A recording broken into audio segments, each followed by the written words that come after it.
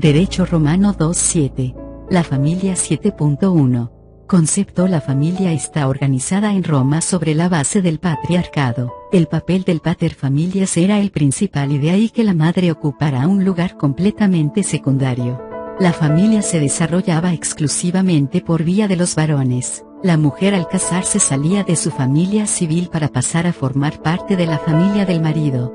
Su estudio desde el punto de vista del lugar que guarda el individuo dentro a la autoridad de un pater familia o un sui iuris, el cual no está subordinado. Las personas alien iuris estaban sujetos a cualquier otra autoridad. La patria potestad, la autoridad del marido sobre su mujer o manus. El hombre libre a otro hombre libre, el mancipium. El mater familias no tenía capacidad plena, pero solo era un título honorífico. Parentesco: carácter civil o natural, el civil creado por la ley. Cognatio, es el que une a las personas descendientes una de otra. Agnatio, sobre la autoridad paternal o maternal solo se reconocía en línea paternal y era parentesco civil. Fuentes: el matrimonio, la adopción, la legitimación. 7.2. Fundamento y estructura de la familia romana. La familia son muchas personas que están bajo la potestad de otro, como el pater familias, la mater familias, el filius familias, la filia familias y los demás descendientes. La familia civil son las personas colocadas bajo la autoridad de un jefe único y que están ligadas por la agnatio. Pater familias es aquel que tiene el señorío en su casa y se le designa correctamente con este nombre aunque no tenga hijo, pues el término no es solo de relación personal, sino de posición de derecho. Es pater familias el varón que es sui iuris cualquiera que sea su edad. El jefe de familia tiene bajo su potestad a sus hijos y demás descendientes sobre los cuales ejercerá la patria potestas. También se encuentra bajo su potestad su esposa, si la tiene in manu, sus esclavos y una persona libre cuando la tiene in mancipium, compartiendo el hogar con el pater familias, pero desempeñando un papel secundario. Tenemos a la mater familias, que es la que vive honradamente, pues se distingue de otras mujeres por sus costumbres, dando lo mismo que sea casada o no, ya que ni el matrimonio, ni el nacimiento hacen a una mujer de familia, sino las buenas costumbres. Parentesco, agnatio y cognatio. Parentesco viene de parens, parentis, el padre o la madre, el abuelo u otros ascendientes de quien se desciende. Los romanos entendían el parentesco en dos sentidos: el parentesco del derecho civil y el natural. Cuando concurren ambos derechos, se contrae un parentesco natural y civil a la vez. El natural es el que deriva de las mujeres cuando tienen hijos ilegítimos, es natural y civil cuando derivan de un matrimonio legítimo. El parentesco natural se llama así o se le denomina cognatio, y el civil es designado corrientemente agnación, que es el que viene por línea del varón. La agnatio es el parentesco civil fundado sobre la autoridad paterna, ya que del pater familias dependía la composición de la familia, siendo libre de cambiarla a su arbitrio.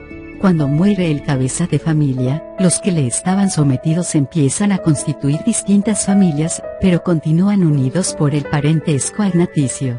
La cognatio es el parentesco que une a las personas descendientes unas de otras en línea directa o que descienden de un autor común, sin distinción de sexo.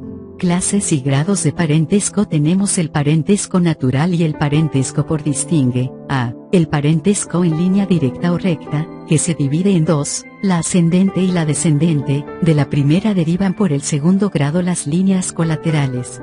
El parentesco en línea recta es aquel que une a dos personas, de las cuales una desciende de la otra y ve grande. El parentesco colateral, que es aquel que une a dos personas que descienden de un mismo autor, sin que la una descienda de la otra, como los hermanos y sus descendientes, los tíos paternos y maternos. El que se origina por el matrimonio y lo forman los parientes de uno de esposos y los parientes del otro. En el parentesco por afinidad no hay grados. 7.3.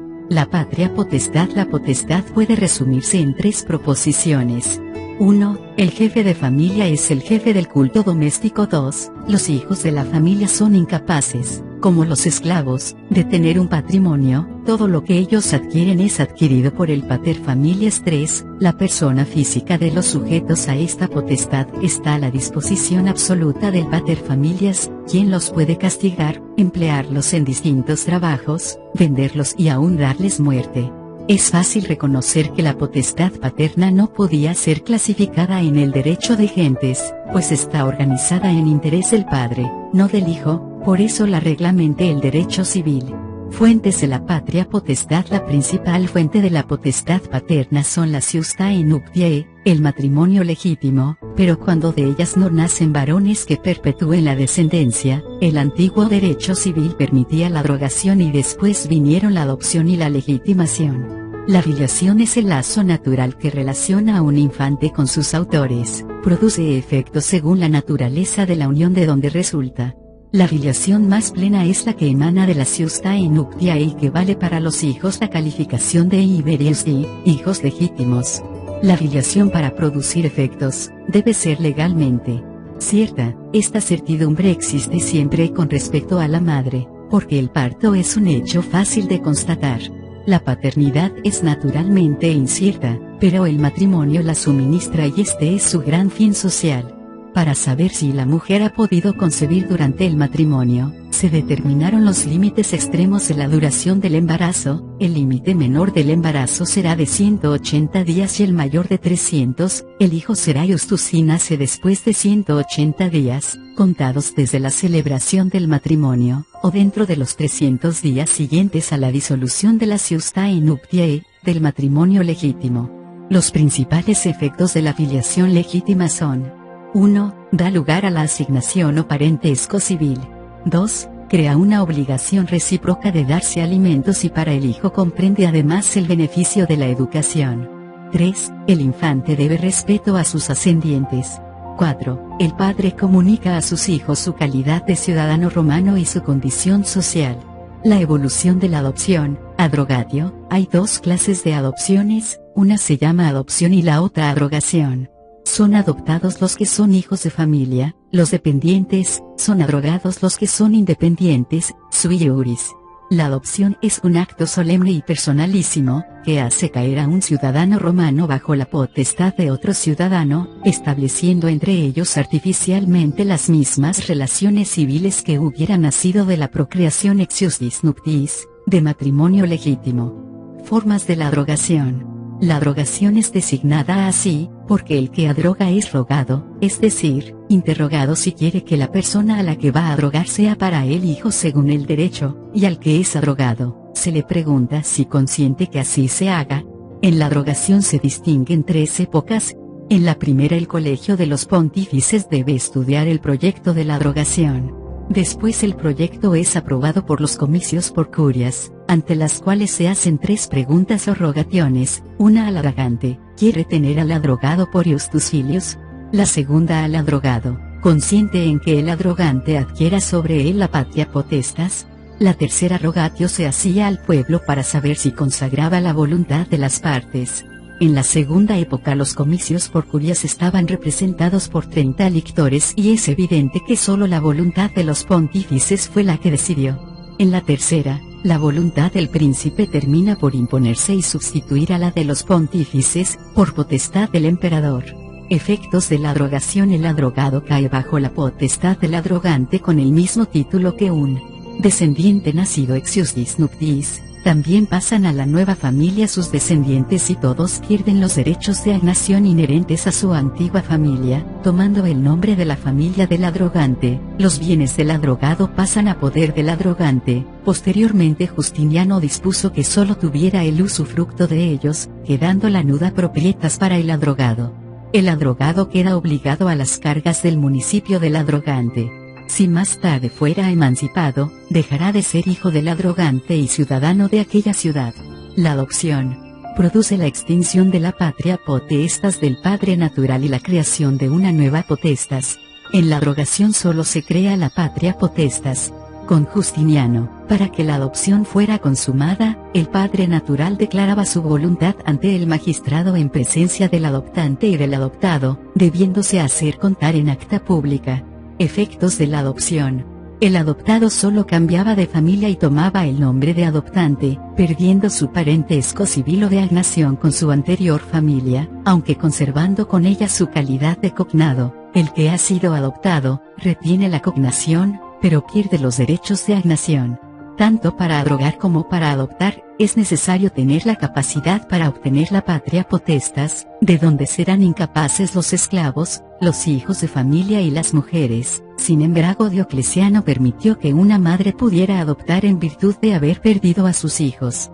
Legitimatio presupone una relación natural de padre a hijo, que excluye la idea de una potestad adquirida por efecto del nacimiento. Constituye para el padre una manera de obtener la potestad paterna sobre sus hijos que han nacido sui iure. Es la legitimación más plena en sus efectos que la adopción, pues engendra en principio relaciones idénticas a aquellas que resultan del nacimiento ex ius nuptiis. Implica la certidumbre legal de la paternidad, por lo que no se extendía a los hijos vulgo coesiti spurios. La legitimación de los hijos habidos de una concubina pudo llevarse al cabo mediante el matrimonio subsecuente. Justiniano reglamenta la legitimación, exigiendo 3 condiciones. 1. Que en el día de la concepción no exista obstáculo legal para el matrimonio. 2. Que se redacte un instrumentum dotale o nuptiale. 3. Que los hijos la consientan.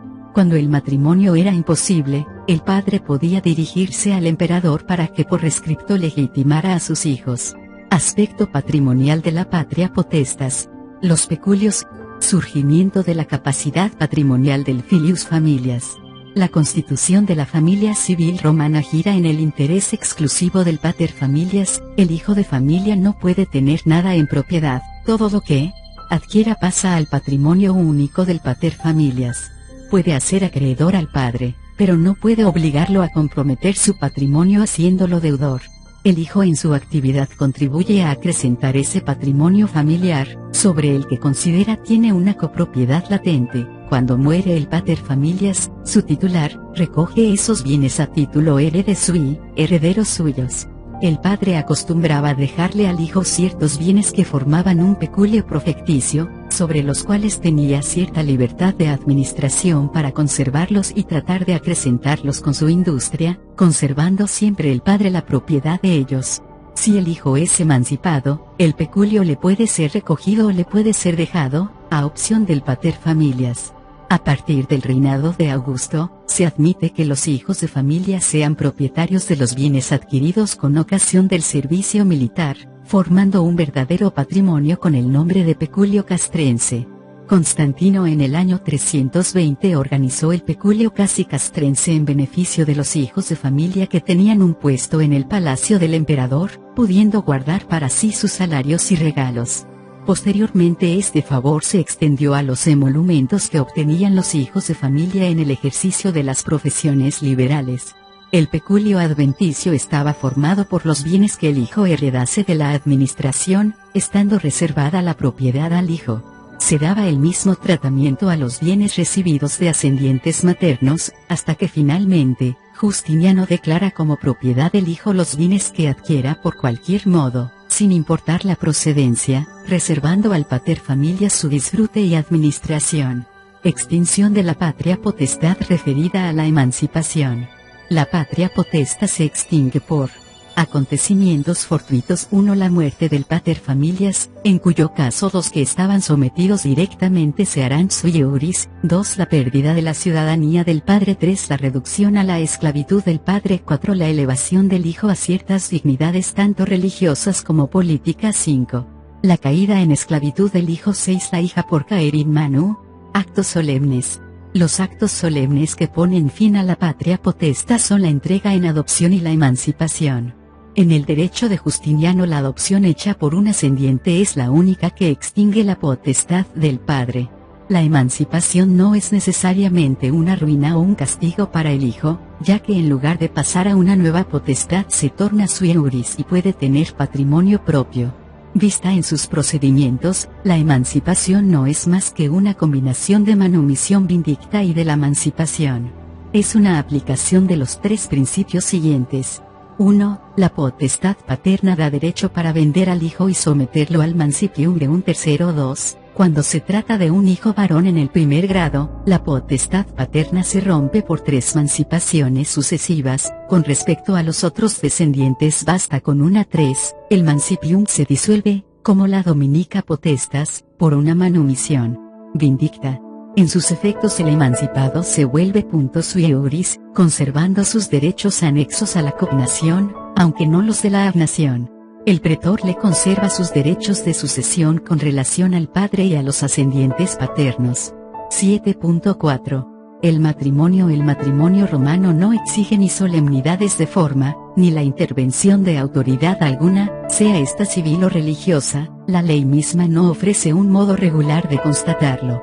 Los esposos deben redactar un escrito, tabulae, instrumentum dotale, con el fin de constatar la dote de la mujer o bien, otras convenciones matrimoniales. Ordinariamente el matrimonio habrá estado rodeado de pompas exteriores y solemnidades que la ley no ordena pero que las costumbres imponen y entonces habrá sido objeto de ostentación. El acta escrita o el testimonio de las personas que asistieron a las solemnidades son prueba suficiente del matrimonio. Cuando esos elementos de prueba faltan, los emperadores Teodosio y Valentiniano decidieron que entre personas de la misma condición, siendo ambas honorables, la vida en común llevaría la presunción del matrimonio. Matrimonio cum manui sine manula manus acompañaba casi siempre al matrimonio para que la mujer pudiera entrar a la familia civil del marido, caer bajo su potestad y ocupar con respecto a él en lugar de una hija, participar en su culto privado y poder heredarlo como heredera suya. En el matrimonio sine manu la mujer no salía de su familia natural, no haciéndose a nada de la familia de su marido, este no adquiría sobre ella ninguna potestad. La mujer ocupaba ante el marido el mismo plano de igualdad, no se le consideraba con respecto a él, como en el matrimonio cum manu loco filiae, en el lugar de una hija. Requisitos para contraer justae nuptiae, matrimonio. 4 son las condiciones requeridas para la validez del matrimonio. La pubertad, con esta palabra se designa en el hombre la aptitud y mujer la de concebir. La edad de la pubertad se fijó para los varones los 14 años y las mujeres eran nubiles a los 12. Consentimiento de los contrayentes. El consentimiento recíproco de las partes es necesario para contraer matrimonio. El consentimiento del pater familias. El derecho de los ascendientes para consentir o prohibir el matrimonio de sus descendientes deriva de la potestad paterna, de la cual es un atributo. La ley Lulia autorizó la intervención del magistrado a fin de forzar el consentimiento del padre que se opusiera sin motivo serio al matrimonio de su descendiente. El connubium, que es la aptitud legal para contraer la iustae nuptiae connubium est uxoris jure ducendae facultas. Tendrán connubium los ciudadanos romanos, los siatini veteres y aquellas personas a quienes por concesión especial se otorgue esta ventaja. Impedimentos para celebrar el matrimonio. Impedimentos que resultan del parentesco. No se puede distinguir aquí entre la y la cognación.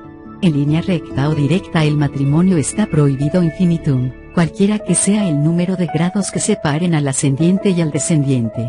En línea colateral, el matrimonio está prohibido entre hermanos sin distinguir si son de los mismos padres o solamente de uno de ellos, también entre el tío y la sobrina, tía y sobrino. Impedimentos resultantes de la afinidad. La afinidad es el lazo que une a un esposo con los parientes del otro. El matrimonio está prohibido entre afines en línea directa in infinitum. Es ilícito contraer matrimonio entre los que están como ascendientes y descendientes a causa de la afinidad. Otros impedimentos: el matrimonio anterior no disuelto, el religioso que haya hecho voto de castidad y los que hayan recibido órdenes mayores. El matrimonio entre padrino y ahijado estuvo prohibido por razón del parentesco espiritual originado en el bautismo. El tutor, su pater familias, y sus descendientes con su pupila, en tanto no haya rendido cuentas de la tutela. Impedimentos por razones políticas y sociales. Hasta la ley Canuleia del año 445 a.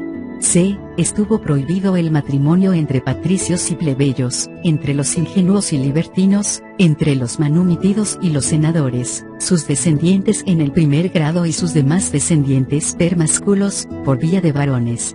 Los emperadores prohibieron a los funcionarios con cargos en una provincia casarse o dejar casar a sus hijos con mujeres de la localidad.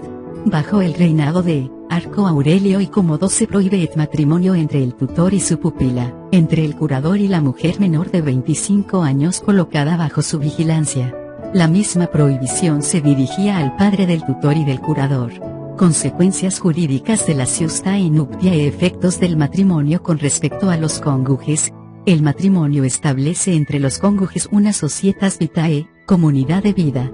Los cónyuges se deben mutua fidelidad, cuya violación constituye el adulterio. El matrimonio produce la alianza o afinidad, que es el lazo que se forma entre los cónyuges mismos, los parientes del otro y entre los parientes de ambos. Efectos del matrimonio con respecto a los hijos. Los efectos de la filiación ex iustis nuptii son, que da a los hijos la calidad de iberiustis sometidos a la patria potestas del padre o del ascendiente paterno que la tenga. Forman parte de la familia civil del padre a título de agnados, serán también agnados de su madre si el matrimonio fue con manu, de lo contrario solo serán sus cognados. Toman los hijos el nombre, domicilio, la ciudad de donde su padre es oriundo y la condición social de él. El matrimonio crea una obligación recíproca de darse alimentos y que para los hijos incluye el derecho a la educación. Régimen patrimonial del matrimonio. En el desarrollo histórico de la familia romana, existieron tres formas de contraer matrimonio, cuyos efectos repercuten en el aspecto económico patrimonial del mismo. En la antigüedad, al matrimonio seguía la manus, por la cual la mujer era agnada del marido y se encontraba con respecto a él en el lugar de una hija, por lo que todos sus bienes eran absorbidos por el marido, o por el ascendiente que tuviera la patria potestas. Después, al caer en desuso la manus, viene un régimen de separación de los bienes en el matrimonio libre, guardando la propiedad de los bienes llevados al matrimonio. Cuando el matrimonio sigue la dote, la causa de la dote es permanente y con la voluntad conyugal del que la da se constituye para que siempre permanezca en poder del marido. La dote es el conjunto de bienes que la mujer u otras personas entregan al marido para ayudarlo a soportar las cargas del matrimonio. De los bienes dotales, el marido responde tanto por dolo como por culpa, pues recibe la dote en su propio beneficio y deberá poner en su administración la misma diligencia que ponga en sus propios asuntos. A la disolución del matrimonio deberá regresarla. Clases de dote. Dote profecticia. Es la que procede del padre u otro ascendiente, sea de sus propios bienes o por un acto suyo. La dote es profecticia cuando la da el padre, su procurador o un gestor de sus negocios. La dote es adventicia, cuando la constituye persona distinta al pater familias, aunque sea pariente de la mujer. Donaciones entre cónyuges y el matrimonio es válido conforme a nuestras costumbres y leyes, la donación no será válida. No vale la que se haga a causa de donación entre los mismos cónyuges o los de su misma potestad o mediante personas interpuestas por ellos. Solo se admiten las donaciones entre cónyuges a causa de muerte. Disolución del matrimonio. El divorcio en tiempos de Justiniano. El matrimonio se disuelve. 1. Por la esclavitud como pena del derecho civil, capitis diminutio máxima, y por la pérdida de la ciudadanía, capitis diminutio media. 2. Por cautividad, pero el matrimonio se considera subsistente si los dos desposos son hechos prisioneros y juntos obtienen la libertad. En el derecho de Justiniano la cautividad de uno de los esposos no disuelve el matrimonio sino hasta pasados 5 años. 3. Por muerte de uno de los esposos. La viuda debía guardar luto durante 10 meses, plazo aumentado a 12 por los emperadores cristianos, con el fin de evitar confusión de parto, turbatio sanguinis. El viudo podía contraer matrimonio cuando quisiera. 4. Por divorcio. En Roma fue un principio generalmente admitido que el matrimonio podía disolverse con entera libertad, tal como se contraía.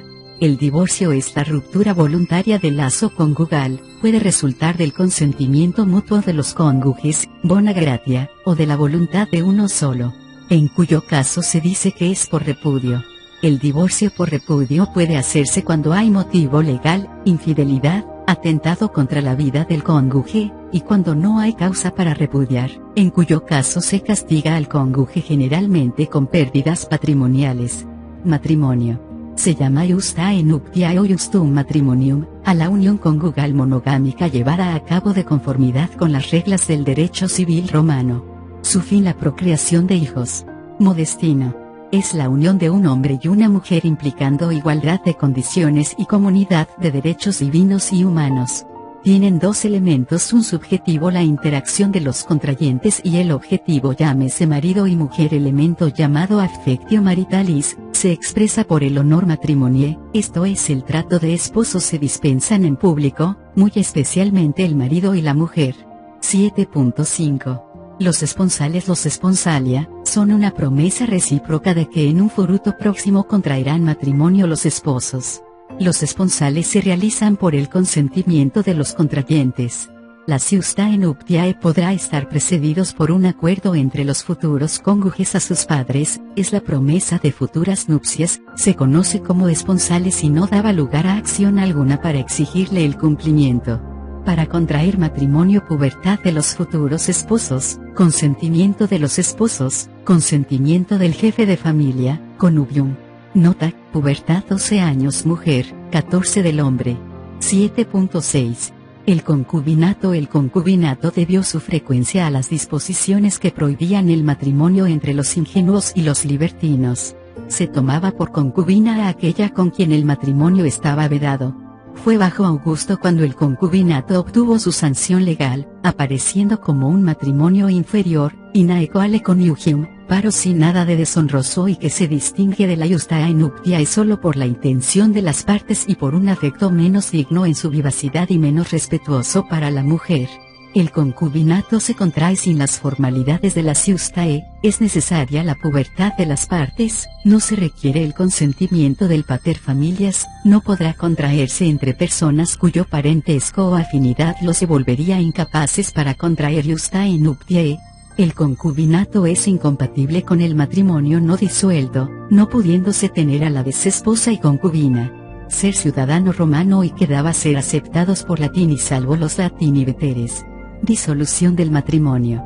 La muerte, por el repudium, o sea la declaración unilateral de no seguir viviendo juntos. Divorcio por mutuo consentimiento. Divorcio por culpa de uno de los cónyuges. Divorcio, declaración unilateral. 7. Matrimonio sin connubio es aquella unión de carácter marital que se celebra entre personas que por alguna razón no gozaban de connubium, o cuando menos una de ellas no gozaba, eran frecuentes entre peregrinos y no eran consideradas como una unión ilícita, solo que los hijos nacían sui iuris. Es la unión de peregrinos, no era una unión ilícita. Manus, es la autoridad que se tenía sobre la mujer. Mancipium, autoridad que puede ejercer un hombre libre sobre otra persona libre. 7.8. El contubernio es la unión marital entre esclavos o entre un libre y un esclavo. 7.9. Tutela y curatela. Por el solo hecho de ser sui iuris no todas las personas son capaces, algunas son incapaces bien por 1. Falta de edad. 2. O por razón de sexo, las mujeres en el derecho antiguo estaban en tutela perpetua. 3. Por locura, y 4. Por pródigos. En los dos primeros casos se les asiste de un tutor, en los dos últimos se les nombra un curador, lo mismo que al menor de 25 años. Tutela es, como la definió Servio, una autoridad y un poder que el derecho civil da y confiere sobre un individuo libre, con el fin de protegerlo en la impotencia en que se encuentra de hacerla él mismo a causa de su edad. La tutela no es una fuerza y potestad, sino un derecho. Las potestades familiares son 4, la dominica potestas, patria potestas, manus y mancipium. Los tutores son aquellos que tienen esta autoridad y este poder, y su nombre deriva de la naturaleza misma de su misión, se les llama tutores, es decir, protectores y defensores, del mismo modo que se llama sacristán al que guarda los templos. La tutela generalmente es un oficio que corresponde a los varones, las mujeres no pudieron ser nombradas. Sin embargo, en el derecho posterior, el emperador podía acceder a su solicitud. Clases de tutela. A. Tutela legítima. La ley la llama en primer término a los agnados y después a los gentiles. Tutela legítima de los agnados. Las tutelas diferidas por la ley están fundadas sobre el llamamiento del autor a la sucesión legítima del pupilo, puesto que la buena administración de su patrimonio interesa particularmente a las personas que algún día pueden ser llamadas a heredarle. Tutela legítima de los gentiles. En ausencia de agnados, los gentiles eran los llamados a la sucesión, de donde debería de serles impuesta también la tutela. Hay otras tutelas legítimas de menor importancia: a. La tutela legítima del patrón, y b. grande, la tutela legítima del ascendiente emancipador. Tutela testamentaria. En la ley de las 12 tablas se permitió que los padres nombraran tutores para sus hijos impúberes en el testamento, con tal que estos estuvieran bajo su potestad. Por tanto, nadie puede nombrar tutor en su testamento sino para el que al morir tenía como heredero de propio derecho, o letentifra si viviera. El tutor testamentario debía ser señalado nominativamente y en forma imperativa, y el heredero también podía ser nombrado tutor. Tutela dativa.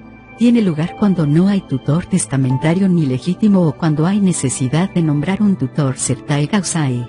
Incapacidad y excusas para el desempeño de la tutela. En 5 categorías de personas incapaces. 1. Los peregrinos. 2. Los esclavos. 3. Los impúberos, a menos que se trate de tutela legítima. 4. Los sordos y los mudos. 5. Las mujeres.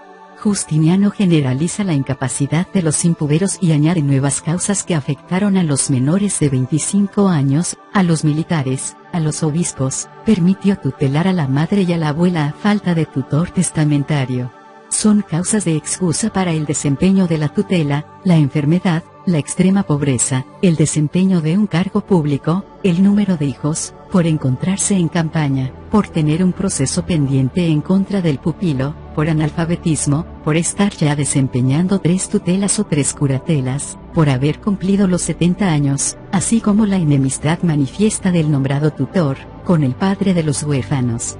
Funciones del tutor. El patrimonio pupilar lo debe conservar el tutor y, si es posible, acrecentarlo. Debe hacer un inventario de los bienes del pupilo. Por su omisión puede ser considerado culpable de fraude. El tutor debe recobrar los créditos del pupilo y responde de la insolvencia de los deudores, sobrevenida por no haberlos perseguido oportunamente. La función de autor, autorizador, constituye la función distintiva y original del tutor, por la que se le distingue del administrador, y que si se tratara solo de administrar los bienes del pupilo, bastaría entonces con un curador. De la capacidad de los pupilos. Cuando el pupilo es infans, que no puede hablar, en vista de que está desprovisto de todo discernimiento, es considerado del todo incapaz. Por tanto, ni aun con la interpositio auctoritatis del tutor puede figurar en los actos jurídicos. El pupilo que ya haya cumplido los 7 años, ha salido de la infancia, pero el infantiae proximus, cercano a la infancia, no tiene aún más discernimiento que el infans. Al pubertati proximus ya se le considera capaz de obligarse por sus delitos, por tener un mayor discernimiento. Todo pupilo que ha salido de la infancia puede hacer él solo, sin el consentimiento del tutor, válidamente los actos que mejoren su condición, pero para los actos que puedan comprometer su patrimonio necesita la autoritatis interpositio del tutor. Los malos manejos del tutor autorizan durante el curso de la tutela una persecución llamada delito del tutor sospechoso, crimen suspecti tutoris, que tiene por objeto separarle de la tutela como suspectus, sospechoso. Esta acción se considera como si fuera pública, de ahí se sigue que cualquiera puede ejercitarla. Los tutores que no llegaron a gestionar, no pueden ser acusados de sospechosos, pero pueden ser removidos por desidia o negligencia. Una acción del pupilo al término de la tutela, es la actio de rationibus distraendis, por la cual el tutor es condenado a pagar el doble del valor de los objetos que retenía indebidamente. El tutor no puede realizar actos que tiendan a disminuir la fortuna del pupilo, ni autorizar a este que los haga. Cuando termina la tutela, el tutor debe rendir cuentas al pupilo de los bienes que le fueron confiados y que administró. Fin de la tutela. La tutela termina por parte del pupilo o por parte del tutor. En el primer caso, al no haber ya pupilo no se necesita ya tutor. En el segundo, es necesario nombrar un nuevo tutor. La tutela cesa por parte del pupilo cuando éste llega a la pubertad, cuando muere, cuando incurre en esclavitud, pierde la ciudadanía o cambia de familia. La tutela cesa por parte del tutor cuando muere, cuando llega el término o la condición se realiza, cuando le acepta el magistrado una excusa, por capitis de minutio máxima y media, en la tutela legítima por capitis de minutio mínima, cuando es destituido por suspectus. Curatela. La curatela, como la tutela, es una carga pública establecida para proteger a las personas que no pueden hacerlo por sí mismas, aunque cuenten con la mayoría de edad, pero difiere de la tutela tanto por su naturaleza cuanto por las personas a las cuales se aplica. El tutor se da a la persona, el curador se da para los bienes. Esto significa que el curador está investido de los mismos poderes de gestión que el tutor, pero él no autoriza. La autoritatis interpositio está reemplazada por un simple consensus que da a la persona en curatela cuando figura en un acto jurídico. Este consensus no tiene nada de solemne y puede ser dado antes, y no después del negocio. En este último caso vale como ratificación. Por otra parte, a diferencia del tutor, el curador se ocupa tanto de los bienes como de la persona física del incapaz. Por tanto, si éste se encuentra enfermo debe procurar los medios para su restablecimiento. Clases de la curatela. La curatela puede ser legítima, cuando la ley la otorga al arnado más próximo y a falta de éste a los gentiles, o bien puede ser honoraria, cuando el magistrado, a falta de curador legítimo, hace las designaciones. Por disposición de las 12 tablas, se da un curador a las personas puberas iuris afectadas de locura o interdictas por prodigalidad. Después esta curatela fue extendida a los sordos, mudos, mentecapti y a los enfermos graves. Comúnmente se da también curador a los menores de 25 años y excepcionalmente a los pupilos. Cuando los locos tenían un intervalo lúcido se consideraban como plenamente capaces, no siendo ASF, son nulos sus actos sin distinguir si hacen mejor o peor su condición. Mientras el loco tiene intervalos lúcidos, el curador conserva su título, pero pierde sus funciones, para asumirlas en cuanto vuelva a manifestarse la locura. Curatela de los pupilos. El impubero en tutela puede por excepción tener un curador en los siguientes casos. 1. Cuando el tutor logra excusarse temporalmente da lugar al nombramiento de un curador, que solo administra. Si hiciere falta autorizar, entonces se procede a nombrar un tutor especial. 2. Cuando ha sido rechazada una excusa al tutor y éste apela al magistrado superior, mientras se resuelve su apelación se da un curador al pupilo. 3. Cuando el tutor sostiene un proceso contra su pupilo. 4. Cuando un tutor es incapaz, aun siendo fiel, se le adjunta un curador. Curatelas especiales. Fuera de los casos comunes, había curatelas especiales. 1. Como la que se da al impubero que está en tutela, para ciertos actos en los cuales el derecho antiguo le daba un tutor praetorius, cuando había un proceso entre el tutor y el pupilo. 2. Como la del alien iuris que tiene bienes adventicios cuya administración le ha sido quitada al padre. 3. También es una curatela especial la que se da por el magistrado al simplemente concebido llamado a una sucesión. 4. Finalmente las curatelas propuestas para la administración de los bienes de un cautivo, de una herencia yacente o de un deudor insolvente. La incapacidad de una persona sui iuris puede obedecer a cualquiera de los siguientes casos: falta de edad, por razón de sexo, por alteraciones de sus facultades mentales.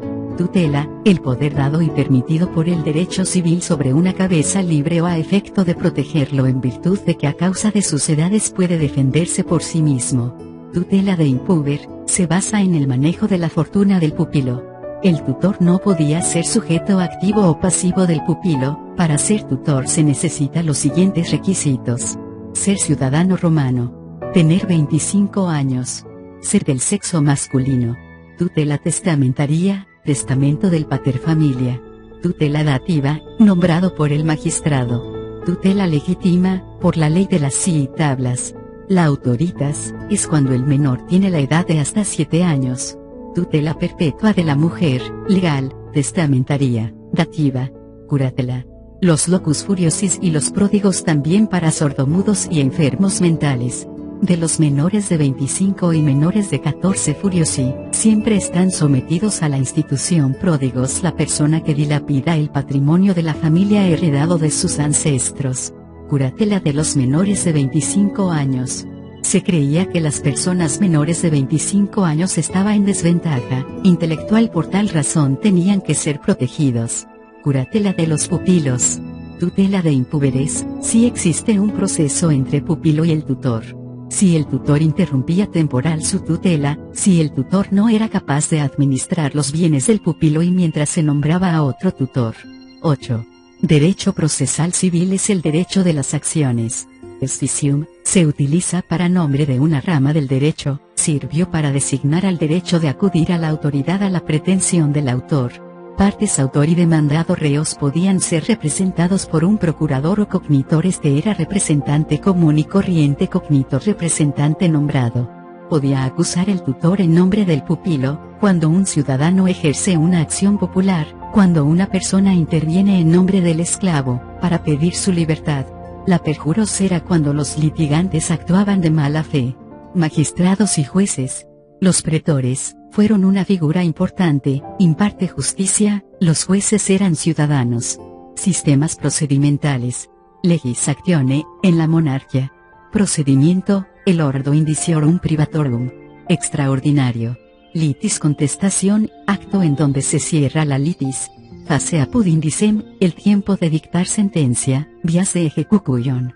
Vanorum benditio, por voluntad del acreedor la bonorum distractio se nombra un curador. Prenda o pignus, tomaba la prenda y después de 2 meses podía venderla. Protección de los derechos. El proceso y sus clases. El procedimiento y sus clases. Organización judicial. Procedimiento de las acciones de la ley.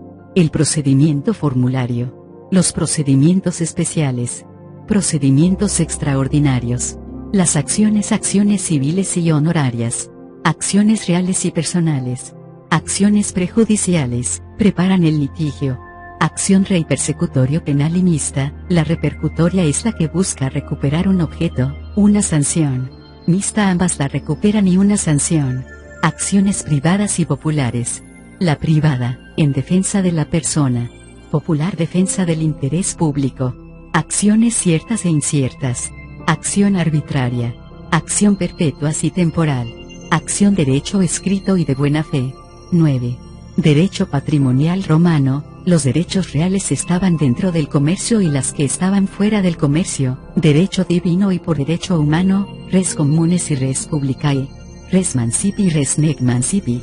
Los mancipi, los que se encuentran en el suelo itálico, los que están fuera de este son res nec mancipi. Cosas muebles e inmuebles. Corpóreos e incorpóreos. Divisibles e indivisibles. Principales y accesorias. Fungibles y no fungibles. Consumibles y no consumibles. Posesión. Deriva de sedere, que es sentarse, el poder de hecho que tiene una persona. La posesión tiene 2 efectos, el animus y el corpus. Posesión justa no tiene vicios ni determinante alius. Posesión injusta causa algún perjuicio o alguien de buena fe puede hacerse dueño por usucapión. Mala fe, no podía convertirse en propietario. La interdicta retinendae possessionios, interdicto de retener la posesión. Interdicto utravi, retener el bien inmueble. Interdicto de recuperar la posesión. Propiedad, derecho real por excelencia. El más importante, es el derecho de obtener de un objeto toda la satisfacción. Otorga a su titular el ius abutendio, derecho de disponer del objeto hasta agotarlo, consumiéndolo. Clases de propiedad, derecho civil adquiritaria y derecho honorario. La propiedad quiritaria, el sujeto fuera ciudadano romano, que la cosa estuviera en el comercio, si el objeto era inmueble era salvado en suelo itálico. Su transmisión debe hacerse por los medios solemnes y ésta se hace a través de la acción reivindicatoria para la conservación. La copropiedad son cuando varias personas son titulares de un derecho. Modos adquisitivos de la propiedad. La mancipatio, es el acto solemne de la transmisión de la res mancipi. La in iure sessio se lleva en el tribunal y si el demandado no se presentaba, el magistrado al actor le daba la propiedad, era un juicio ficticio. La usucapión, la adquisición de la propiedad por la posesión continuada durante el tiempo señalado por la ley. Para esta deben tener 5 requisitos: el res habilis, que debe estar en el comercio, el título este que justifica la posesión, como comprador, legatario, donatario, el tiempo 1 año, el de buena fe. La adioicatis, el juez podía dividir las cosas, y la lex. Derechos reales sobre cosa ajena, que tengan un derecho real del bien ajeno, derecho real de goce, derecho real de garantía. de goce. La servidumbre concede el derecho de usar o disfrutar de una cosa, respetando la propiedad, que solo está grabado y sufre limitaciones. Las servidumbres se podían constituir de la siguiente manera: mancipatio, in iure cessio, por reserva, por legado, por adjudicatio, por usucapio, por convenio entre los interesados. Se extingue en los siguientes casos: pérdida de cualquiera de los inmuebles, por el no uso, por confusión o consolidación, por renuncia del titular. La servidumbre es el actio confesoria para hacer respetar la servidumbre de paso, acueducto, de toma de agua, servidumbre urbanas, apoyo de viga, apoyo de muro, desviación de agua de lluvia, prohibición de levantar barda. Personales, usufructo, uso, derecho de habitación, opera servorum. Derechos reales de garantía, prenda e hipoteca, tiene origen la fiducia a través de la cual el deudor o un tercero para garantizar el pago de una deuda. El derecho de real de prenda, se constituye por contrato, testamento de cesión judicial, por la ley terminado por extinción de la deuda, por pérdida de la cosa, confusión, por prescripción. Obligaciones, elementos sujetos, activo acreedor, pasivo deudor. Objeto, es la conducta o comportamiento que el deudor debe observar a favor del acreedor y puede consistir en un dar, facere, no facere, o poti. Dare, es el dar, facere, un hacer, paestare, en dar o hacer, no face, abstenerse. 9.1. Concepto y clasificación de las cosas. Todo objeto que puede producir utilidad al hombre. Clasificación de las cosas, bienes. Paulo expresa, se entiende por bona de cualquiera lo que queda después de deducidas las deudas. Justiniano en sus instituciones las divide en cosas que están en nuestro patrimonio y cosas que están fuera de nuestro patrimonio. Algunos autores sustituyen la anterior clasificación por una división fundada sobre el derecho, y así dicen res in commercio y res extra commercium, cosas en el comercio y cosas fuera del comercio. Pero entre los romanos esta no fue una verdadera división. Res divini iuris. Las res divini iuris están consagradas a los dioses y se encuentran bajo la autoridad de los pontífices. Son cosas de derecho divino las cosas sagradas y las religiosas. También son cosas de derecho divino los muros y las puertas de la ciudad. A estas se oponen las cosas de derecho humano. Res sacrae. Para Gallo las cosas sagradas son aquellas que están consagradas a los dioses de lo alto, como los terrenos, los templos y los objetos dedicados a su culto. Para que la cosa sagrada se vuelva profana es necesaria un ex auguratio, solemnidad contraria a la consagración que hacían los pontífices. Res religiosae. Las cosas religiosas son aquellas que están dedicadas a los dioses manes, a los antepasados, son las sepulturas y los monumentos mortuorios unidos a ellas y están incuestionablemente fuera del comercio. A diferencia de las res sacrae, dan lugar a un verdadero derecho privado conocido con el nombre de ius sepulcri, derecho de sepulcro. Res sanctae.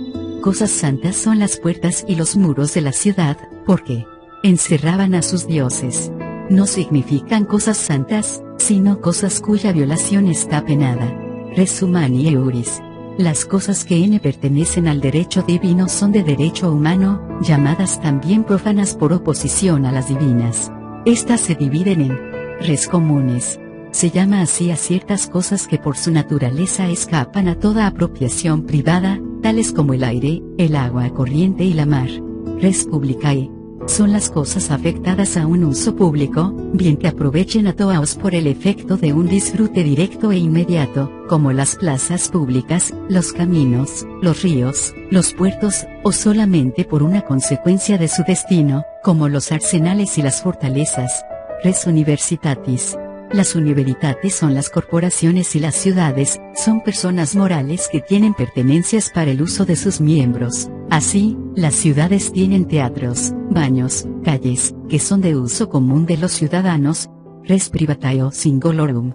Son las cosas que la persona particular puede entrar a su patrimonio y que los jurisconsultos y sobre todo los comentaristas del derecho romano han subdividido en muchos miembros. Res mancipi y res nec mancipi, res corporales y res incorporales, cosas muebles y cosas inmuebles, etc. 9.2. Noción y clasificación de los derechos reales. El derecho real es aquel que gravita directa e inmediatamente sobre una cosa determinada y que exige de todos un respeto igual, pero puramente pasivo. Es absoluto, se ejerce erga omnes contra cualquiera que perturbe su ejercicio.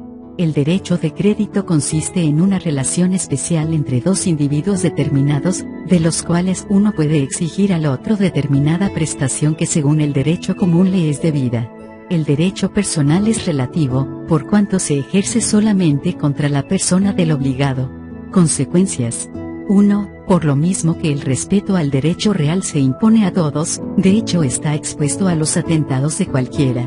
El derecho de crédito, por el contrario, no es violado directamente más que por el mismo deudor. 2. También, mientras que el derecho real puede engendrar acción contra cualquiera, el derecho de crédito solo da acción en contra del deudor. 3. El derecho real es mucho más ventajoso que el de crédito, puesto que cualquiera que lo viole, en tanto que exista el objeto, su titular no pierde nada. Por el contrario, el derecho del acreedor está siempre comprometido por la insolvencia del deudor. Si éste carece del activo, el crédito de hecho se reduce a nada.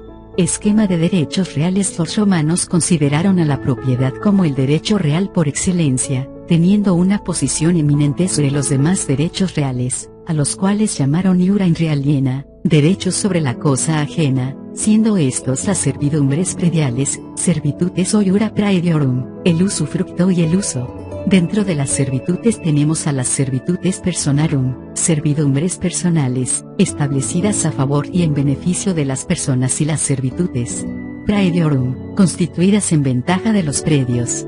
Posteriormente, por obra del pretor, aparecieron las enfiteusis, la superficie, la prenda y la hipoteca. Estas dos últimas sirven para garantizar obligaciones, por lo que se les denomina derechos reales de garantía. 9.3. La posesión. 1. Concepto. La posesión revela la idea de una persona colocada en contacto material con una cosa, expresa el hecho de tenerla físicamente a su disposición, corpus. Si a este hecho se suma la voluntad de tenerla como suya, animus, se dirá que el detentador la posee. El corpus es el elemento material de la posesión, que consiste en la relación de hecho existente entre el poseedor y el objeto o cosa. El animus es el elemento intencional o volitivo, por el que el poseedor se comporta como propietario, o sea, que ejerce actos de disposición sobre el objeto, lo presta, lo modifica, lo enajena. Posesión es el hecho de tener en nuestro poder una cosa reteniéndola materialmente con la voluntad de tenerla y disponer de ella como lo haría un propietario. 2. Posesión y propiedad. Al hablar del concepto de posesión, no debe confundirse la posesión y la propiedad. Los romanos las distinguieron bien. Poseer es estar en contacto con una cosa material, tenerla a su disposición, ejercer sobre ella actos de dueño. Si posesión y propiedad estuvieran siempre reunidas en las mismas manos, la distinción no sería necesaria. La posesión es una presunción a favor de la propiedad. El hecho de la posesión autoriza a presumir el derecho de propiedad. Clases de posesión. Posesio naturales, llamada también possessio corpore, de tenere, que es una simple tenencia del objeto y que no tenía protección judicial, se da cuando el detentador solo tiene el corpus, como en el caso del depositario, del arrendatario, del comodatario y del usufructuario. Possessio, también llamada possessio ad interdicta, y es una situación de poder que se ejerce sobre el objeto, como en el caso del acreedor prendario y del poseedor de los fondos provinciales. Possessio civilis es una situación de dominio de hecho sobre el objeto, que por uso capio puede transformar a su tenedor en propietario. Consecuencias jurídicas de la posesión. El poseedor está protegido en su posesión con los interdictos. Si la posesión es de buena fe, el poseedor hace suyos los frutos. La possessio ad usu capionem hace que el poseedor mediante la prescripción adquiera la propiedad. El poseedor, por el hecho de serio, conserva el objeto mientras se aclara la cuestión de su propiedad. Pérdida de la posesión. La posesión se pierde cuando se deja de tener el animus possidendi, cuando se pierde el corpus y cuando se pierden a la vez ambos elementos. Hay desaparición del animus solo en el caso de que el poseedor, sin desasirse materialmente de la cosa, renuncia a comportarse como amo. Para perder la posesión debe atenderse a la intención del poseedor. Por lo tanto puede perderse la posesión solo con la intención. Se pierde la posesión corpore. 1. Cuando por caso fortuito, sin que se destruya la cosa, se me quita su disposición. 2. Cuando huye un animal mío. 3. Cuando un tercero toma la cosa ánimo domini sin el consentimiento del poseedor actual. Aquí la posesión no se considera perdida más que en tanto no puede ser recobrada por los interdictos. Dejamos de poseer lo que se nos haya sustraído, lo mismo que lo que se nos ha robado. La posesión se pierde animo et corpore. 1. Cuando la cosa se destruye, aquí el animus carecerá de sentido y el corpus deviene imposible. 2. Cuando el poseedor es hecho prisionero y muere en el cautiverio. 3. Cuando la cosa ha sido objeto de una derelictio o abandono voluntario. 4. Cuando el poseedor, queriendo vender, entrega la cosa a un tercero, quien por su parte desea adquirirla. 9.4. La propiedad. 1. Concepto. El derecho de propiedad es aquel en virtud del cual las ventajas que puede procurar una cosa son atribuidas todas 8 a una persona determinada. Los romanos no se ocuparon en definirla y solo analizaron los beneficios que otorga a su titular. Estos son el ius utendio usnus, ius fruendio fructus y ius abutendio abusus. Por uso se entiende el derecho de servirse de la cosa conforme a su naturaleza o destino. Fructus designa el derecho a percibir los productos, sea reales, como los frutos de los árboles, la lana o impropiamente dichos, como los intereses de una suma de dinero. Frutos en general son productos conforme al destino de las cosas productivas y que renacen periódicamente, de manera que vienen a constituir una renta. Podemos considerar como frutos las cosechas, el vino, la cría de animales. Son frutos naturalecios que nacen solo por la fuerza de la naturaleza. Frutos civiles son las utilidades sabidas indirectamente de las cosas, como los alquileres, el interés que produce una suma de dinero. El abusus o derecho de disposición, consiste en la facultad de transformar, enajenar y aún destruir la cosa. El usus y el fructus se ejercen por actos que dejan a la cosa su existencia y substancia y pueden ser repetidos indefinidamente por el propietario. El abusnus, por el contrario, se caracteriza por actos que agotan la forma o substancia de la cosa o el derecho del propietario. El derecho de propiedad como lo concibió ya el antiguo derecho civil, presenta 3 caracteres, es un derecho A, exclusivo, B grande, absoluto y C, perpetuo. Es exclusivo en el sentido de que solo el propietario, con exclusión de los demás, puede beneficiarse de las benepges que le confiere su derecho. Es absoluto porque teniendo solo el propietario los derechos sobre la cosa, ninguno puede restringirle su ejercicio. Es perpetuo o irrevocable, porque no puede ser quitado a su titular más que por desuso o por alguna circunstancia que destruya la cosa. La propiedad no es temporal como otros derechos reales, debe durar tanto como la cosa. 2. La copropiedad o condominio se da cuando un mismo objeto pertenece a varias personas. A esta figura los romanos la llamaban comunio. El objeto era considerado como una unidad indivisa, del cual cada copropietario tenía una parte ideal, pars pro indiviso. El copropietario puede hacer el uso normal de la cosa, respetando el derecho de los demás, y se les puede prohibir un uso abusivo o que constituya una innovación en la misma, sin el consentimiento de los demás. Cuando uno de ellos abandona su parte indivisa, sin haberla cedido a otra persona, la parte por él dejada acrece a los demás copropietarios. Como esta situación es fuente de continuas dificultades, los copropietarios pueden salir de este estado mediante la acción común y dividundo, para dividir lo común, si se trata de los socios, o por la acción familiae secundae, de división de la herencia, si se trata de coherederos. 3. Extinción de la propiedad. La propiedad se extingue, cuando la cosa de que es objeto este derecho deja de existir, si la destrucción no es completa, subsiste sobre la que queda.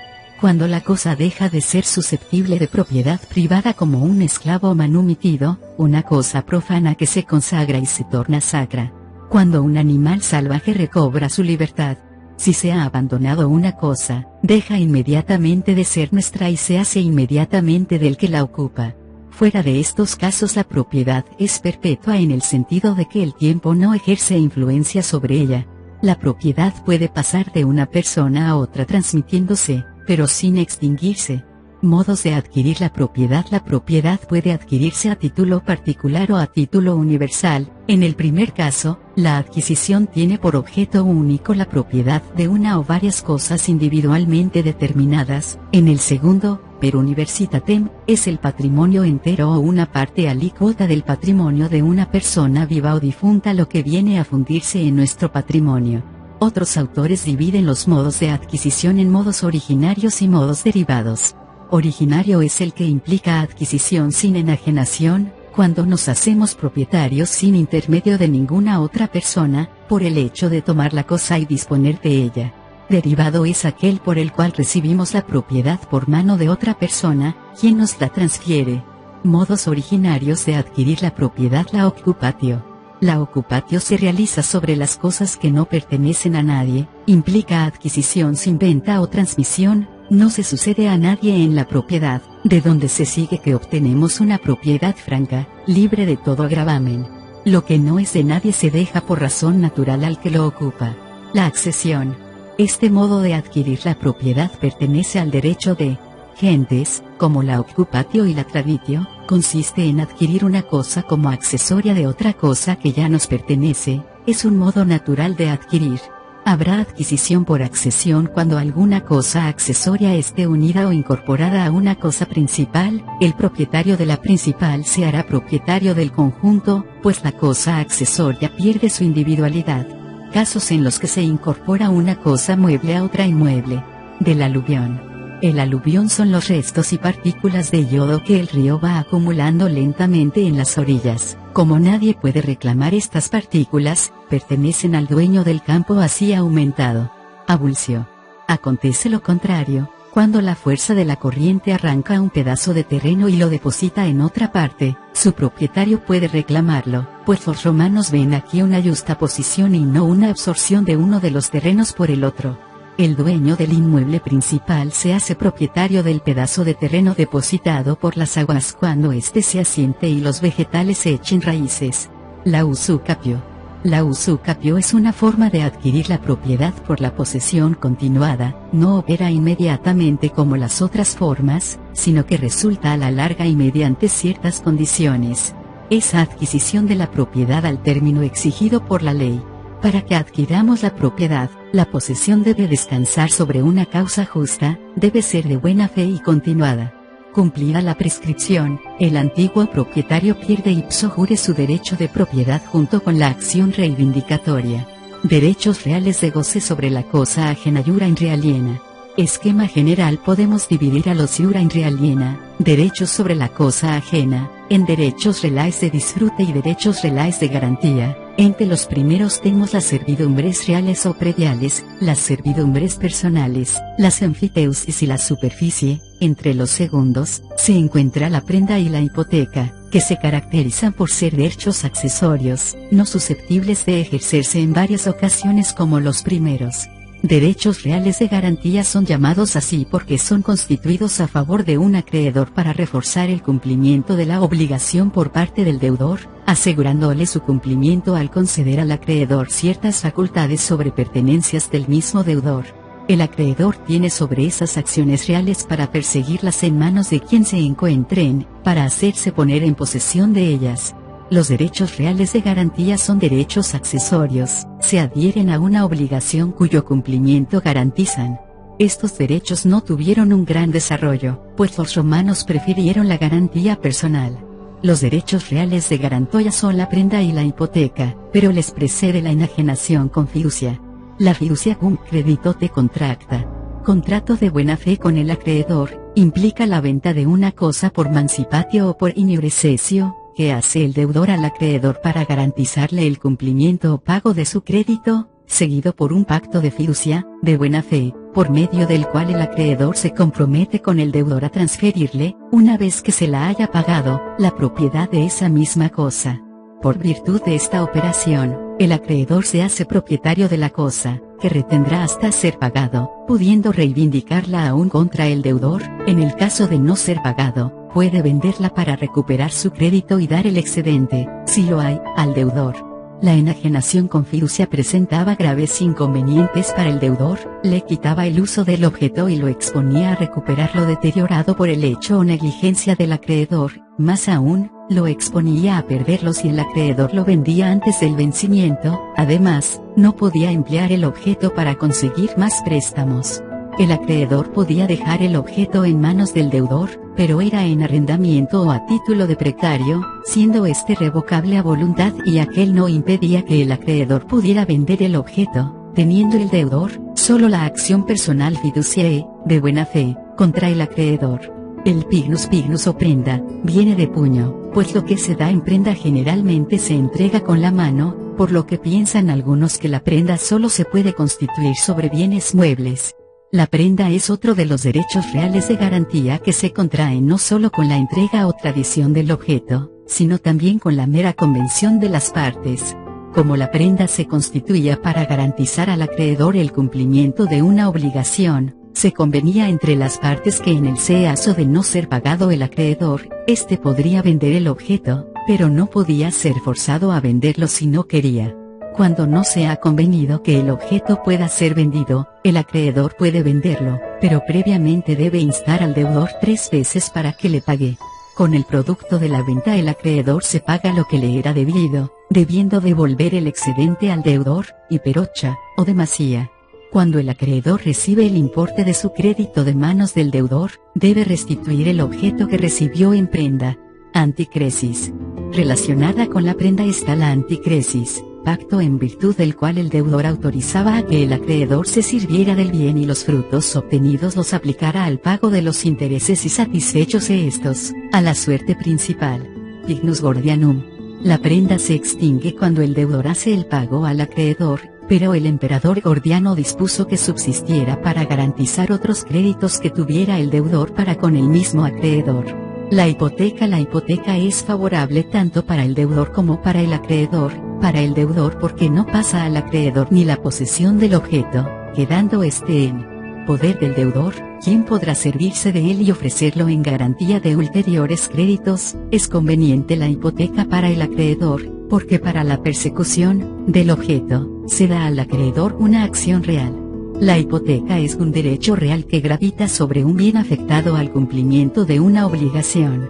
Grava a una cosa en lugar de gravar a una persona. Por la hipoteca se tiene un derecho real sobre el objeto que garantiza el crédito y da al acreedor un derecho de preferencia por el cual escapa al concurso de los acreedores, se paga con el objeto afectado a su crédito.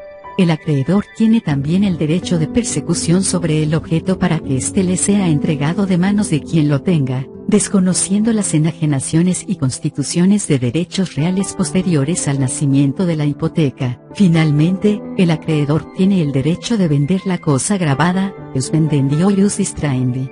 Para que la hipoteca pueda constituirse se necesita, a. la existencia de una deuda, pues la hipoteca no es más que un derecho accesorio. B. grande, la cosa hipotecada debe ser objeto de venta, pues el derecho de preferencia que otorga se ejerce sobre el precio. C. El constituyente debe de ser propietario de la cosa y capaz de enajenar, pues es uno de los fines de la hipoteca llegar a vender, en caso de que no se pague al acreedor.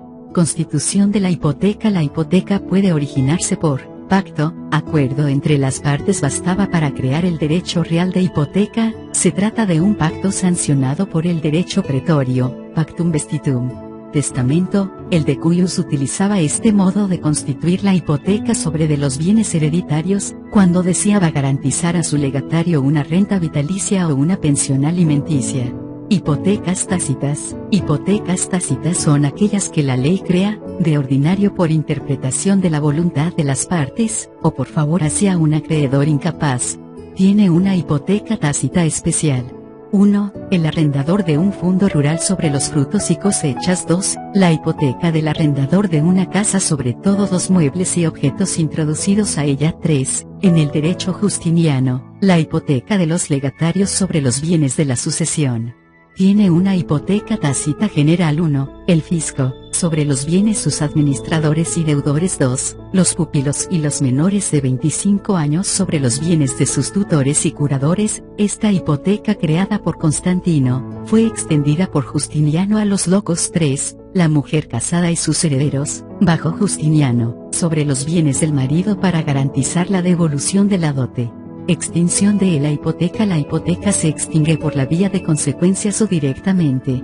Por vía de consecuencia cuando el acreedor es pagado y más generalmente todas las veces que la deuda de la cual es el accesorio se extingue totalmente, bien por el derecho civil, bien por el derecho pretorio, pues si solo se extingue parcialmente, la hipoteca que es indivisible, subsistirá entera. La hipoteca se extingue directamente, por la venta de la cosa hecha por el acreedor hipotecario, extingue así su hipoteca y las posteriores, si las hay, pero no las anteriores. Por la renuncia del acreedor, que puede ser expresa o tácita, como cuando deja de vender el bien afectado sin ejercer su derecho. Por confusión, es decir, por la adquisición de la propiedad de la cosa hipotecada por el acreedor hipotecario. Por la pérdida de la cosa hipotecada. Por la prescripción extintiva de 40 años que es la más larga duración de la acción hipotecaria, según disposición del emperador Justino. Por las praescriptio longitemporis cuando el bien hipotecado está en manos de un tercer adquirente de buena fe y con justo título con relación al acreedor hipotecario, puede oponerle esta praescriptio a su acción hipotecaria. 10. Derecho patrimonial romano 10.1. Teoría de las obligaciones. Obligación tiene su origen en la palabra latina obligationis, que a su vez viene del obispo y ligo asare, que significa atar. Las instituciones de Justiniano definen a la obligación diciendo, la obligación es un vínculo de derecho que nos constriñe a la necesidad de pagar una cosa, según el derecho de nuestra ciudad. Concepto y génesis de la obligación romana. Clases y obligaciones. Las obligaciones son susceptibles de dividirse en 1. División de las obligaciones según la naturaleza de su vínculo. A. Según la naturaleza de su vínculo, tenemos las obligaciones civiles, pretorias, del derecho de gentes y naturales.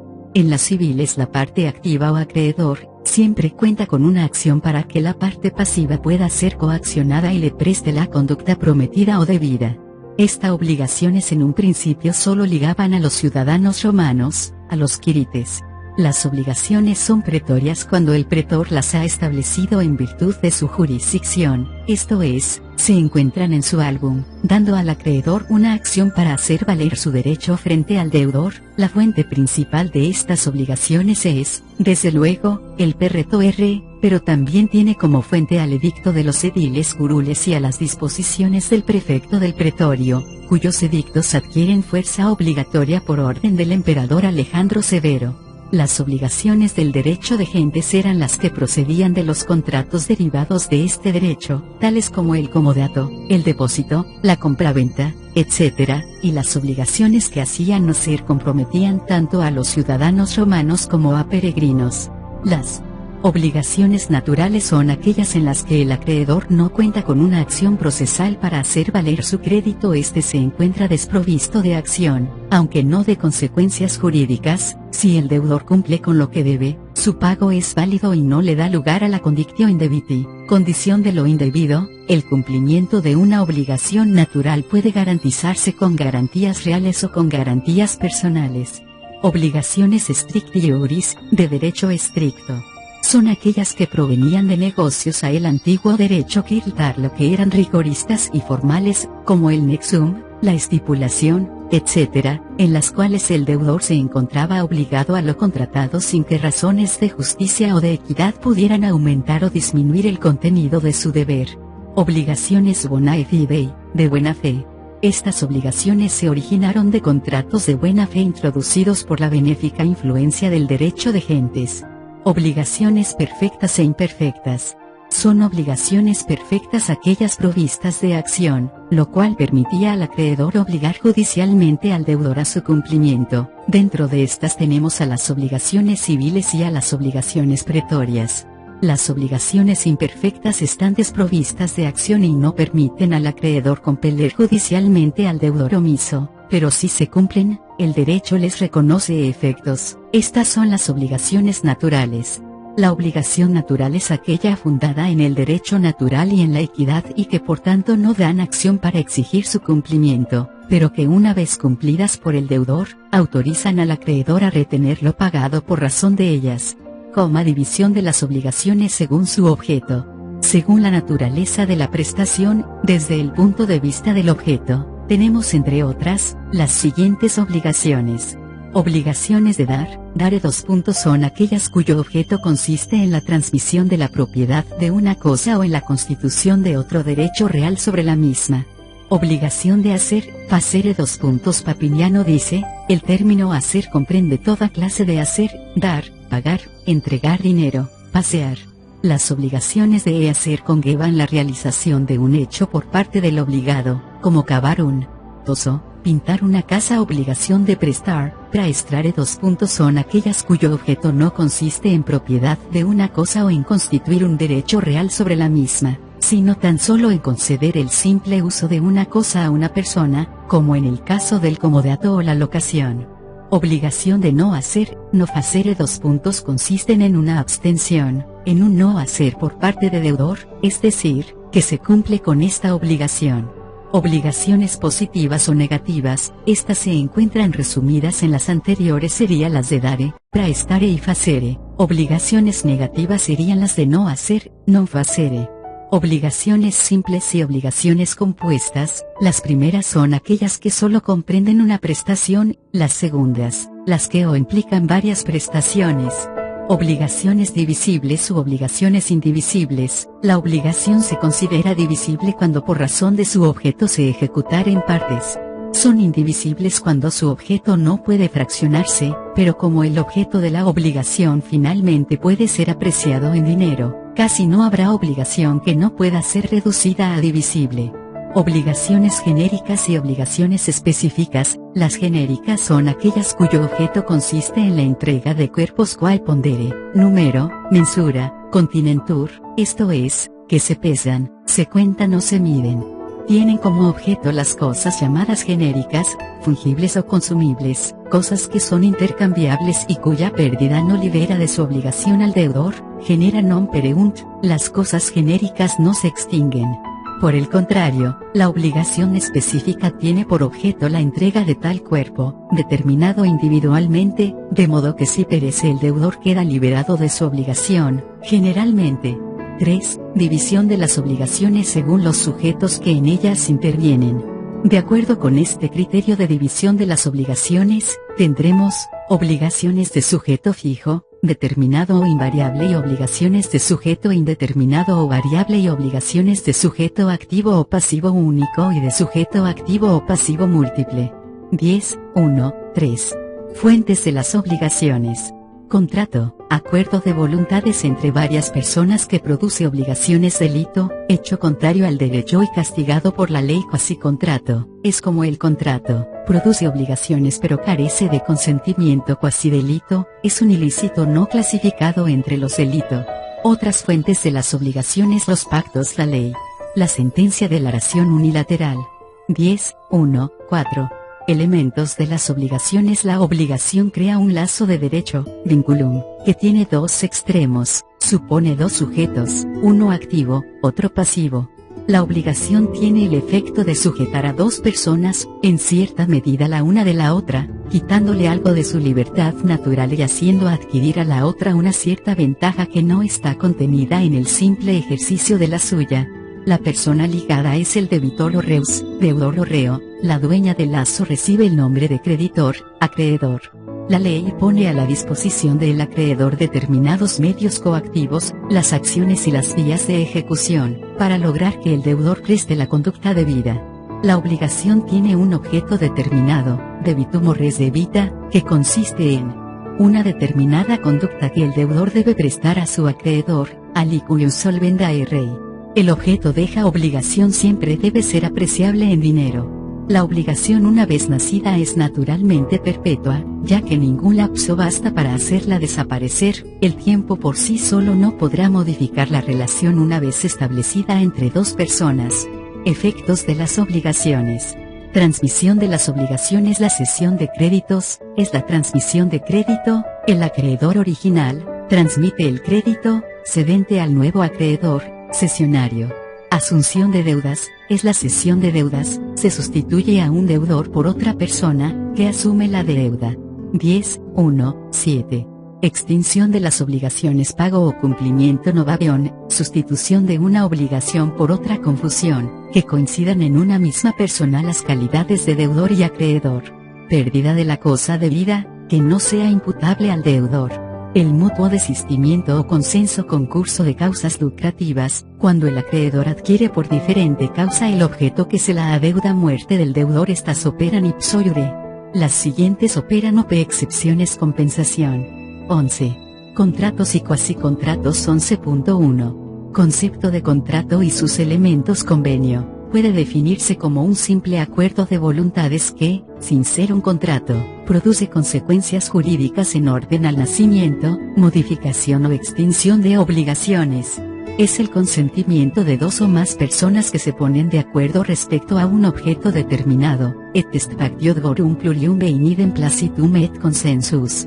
Las partes que celebran un convenio pueden proponerse crear, modificar o extinguir un derecho. Las partes que celebran un pacto casi siempre se proponen crear o extinguir una obligación, aunque no siempre alcancen su finalidad. Los contratos, por lo mismo que son la obra común y consciente de dos o más partes, son también la más usual de las fuentes de las obligaciones y la única verdaderamente normal. Características de los contratos. Contiene una convención. Esta convención tiende a obligar. Lleva un nombre técnico, ha sido nominada. Da una acción. Las que engendran acciones no se llaman simplemente convenciones, sino que pasan a tener el nombre de un contrato. Elementos esenciales de los contratos. Los elementos esenciales del contrato son los sujetos, el consentimiento de las partes, el objeto, la causa y la forma. Los sujetos. La capacidad de las partes en la celebración de los negocios jurídicos. Interviene dos o más personas, que toman unas el carácter de acreedor y otras el de deudor, pero para esto es necesario que sean capaces para obligarse. La capacidad es la regla, la incapacidad es la excepción y en cada caso especial es señalada por la ley. La capacidad es el estado de una persona que puede consentir y a cuyo consentimiento se le da validez bajo la sola condición de que se manifieste en la forma exigida por la ley. Son incapaces aquellos a quienes la ley anula el consentimiento, aunque su manifestación es real y revestida de las formas legales. En materia de capacidad tenemos la de goce y la de ejercicio. La capacidad de goce la tienen todos los hombres libres ciudadanos romanos, independientemente de su edad. La capacidad de ejercicio solo la disfrutan los mayores de edad varones, las mujeres, los menores de edad y los dependientes, alienia iuris, la tienen restringida. El consentimiento es el acuerdo de las voluntades de las partes que se entienden para producir un efecto jurídico determinado. Este acuerdo debe emanar de todas ellas. La oferta unilateral, o licitación, no obliga por regla general mientras no haya una aceptación de la otra parte. El consentimiento debe ser real, manifestado por signos exteriores que provengan de las personas capaces. No existirá si proviene de personas que no tiene voluntad, como el loco y el menor de edad.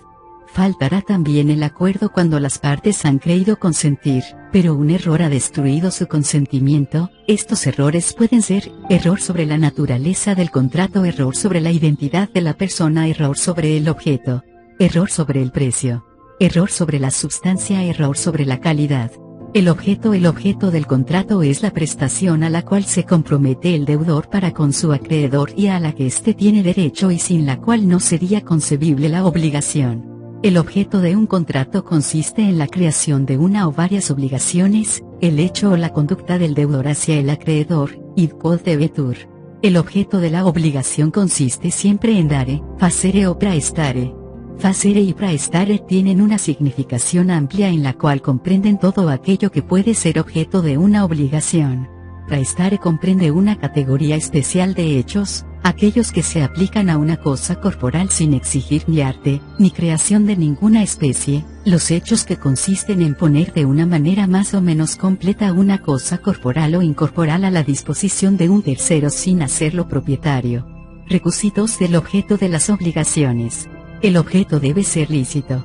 El objeto debe ser posible. El objeto debe presentar un interés para el acreedor y el objeto debe estar suficientemente determinado. La causa. Los romanos utilizan ampliamente la palabra causa, así, designan las fuentes mismas de las obligaciones, las formalidades que deben añadirse a la convención, el motivo jurídico por el cual las partes se han obligado. La utilizan bien en derecho familiar, como en derechos reales, en los derechos de crédito, la emplean tanto en el derecho sustantivo como en el adjetivo, sin hacer nunca un estudio crítico sobre el término, como fue siempre su inveterada costumbre. Se entiende por la causa la finalidad práctica que constituye la función económica social que es típica del negocio que se realiza. La simulación existe simulación cuando, puestas de acuerdo las partes conciertan un negocio en el que regulan sus actos e intereses de un modo distinto del que, en realidad, ha de tener vigencia entre ellas, aparentando que persiguen un fin económico social diverso del que efectivamente pretenden. De manera que en la simulación existen dos negocios, el aparente, que es el que verán los terceros, y el encubierto. La forma son las solemnidades por las que las partes tienen que pasar, para que su acuerdo tenga validez jurídica y de nacimiento a obligaciones. Si no se cumple con la forma establecida por el antiguo jus civile, no existirá el negocio al que quisieron dar nacimiento las partes contratantes. Teniendo en consideración la causa civil que determina la manera como se perfeccionaban los contratos, estos podían ser formales y no formales, aquellos requerían la realización de la formalidad o solemnidad exigida para ser válidos.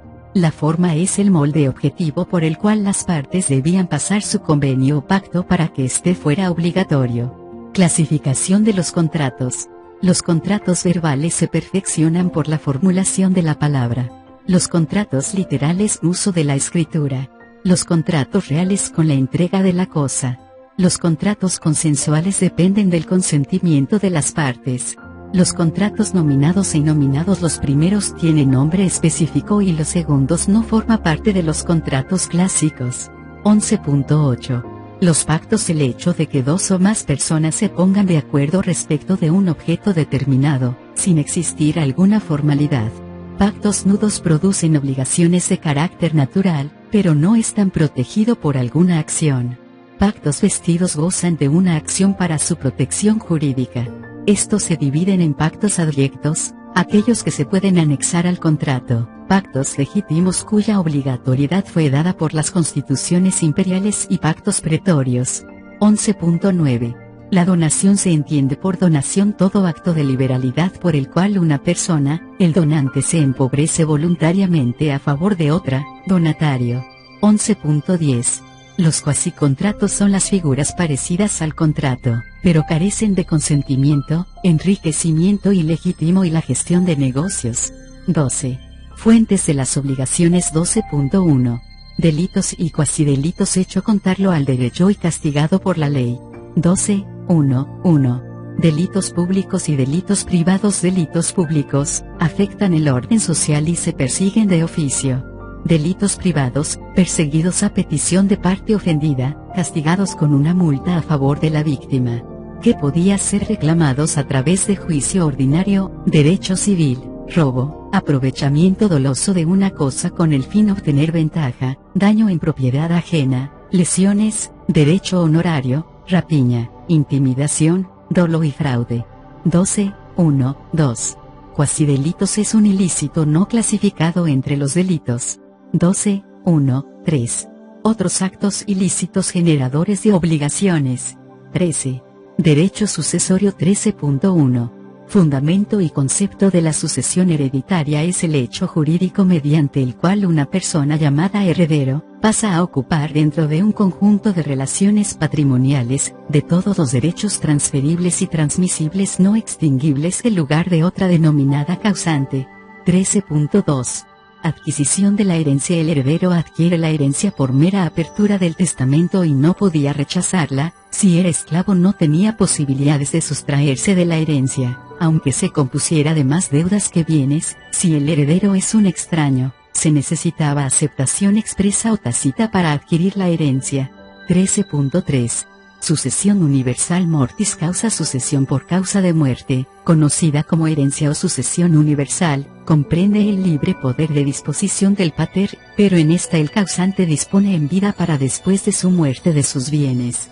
Fundamento de la sucesión mortis causa para el derecho romano. El fundamento de sucesión no debe buscarse en el poder de disposición del pater, tal como lo enfocan las diferentes corrientes doctrinales de la época moderna. La sucesión por causa de muerte dentro del derecho romano depende de la adquisición de un título personal, el cual consiste en el título de heredero, hecho el cual la diferencia de la sucesión entre vivos, el cual es la consecuencia de la adquisición de la potestad patrimonial.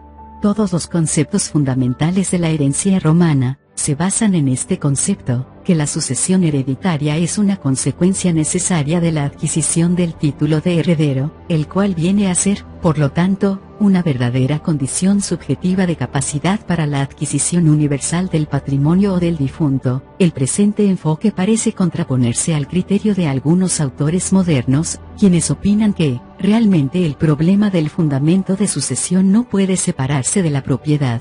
Y es que la sucesión hereditaria no es otra cosa que el modo de continuar y perpetuar la propiedad en los bienes dejados por el causante. El último enfoque no deja de tener algo cierto, y es que el fundamento de la sucesión definitivamente no puede separarse de la propiedad, aunque sin saber específicamente qué propiedad, la común o la individual.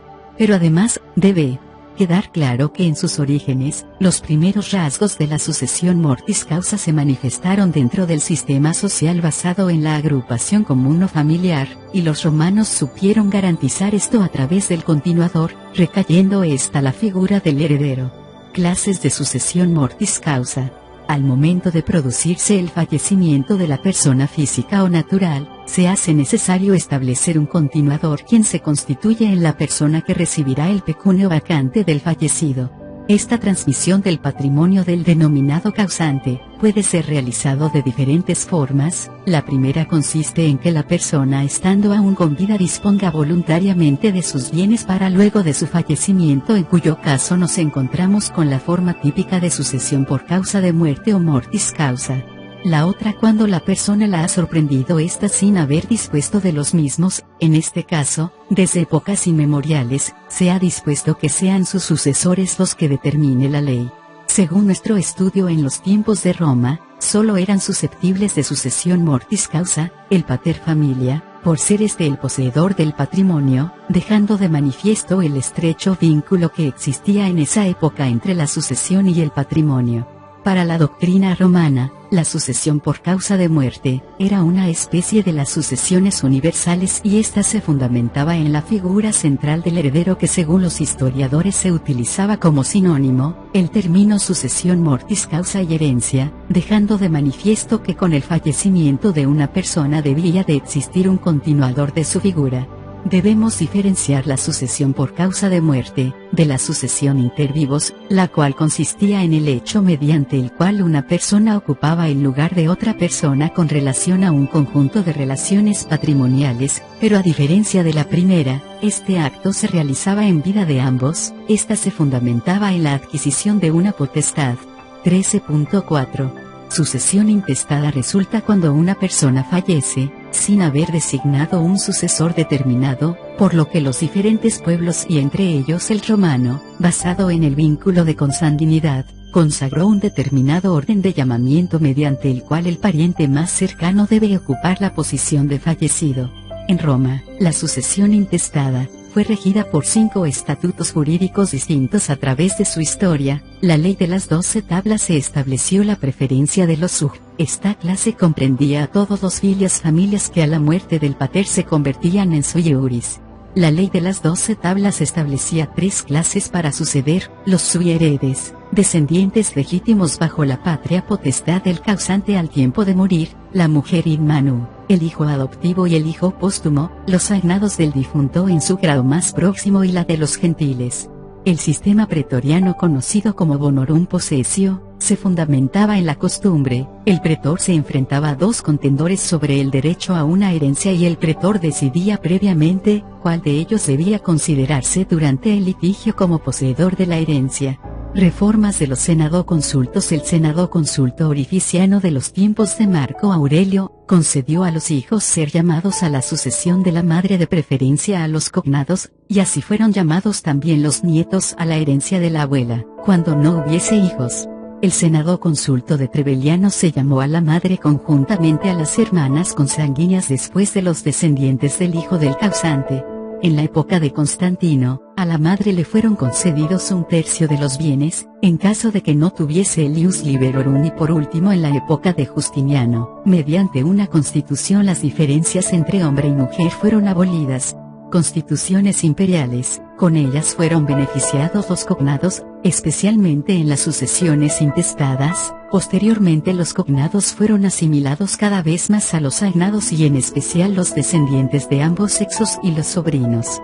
Las novelas 118 y 127 de Justiniano fue establecido que en la sucesión intestada debía ser llamados los parientes consanguíneos del difunto sin tomar en consideración el vínculo civil de agnación, estableciéndose que debían suceder en primera instancia los descendientes de cualquier sexo o grado, bajo o no la patria potestad, in estirpe o in capita. En segundo lugar, sucedían los ascendientes, los hermanos bilaterales de ambos sexos y los descendientes de estos en primer grado, en lugar de no existir el padre o la madre, sucediendo estos por estirpe.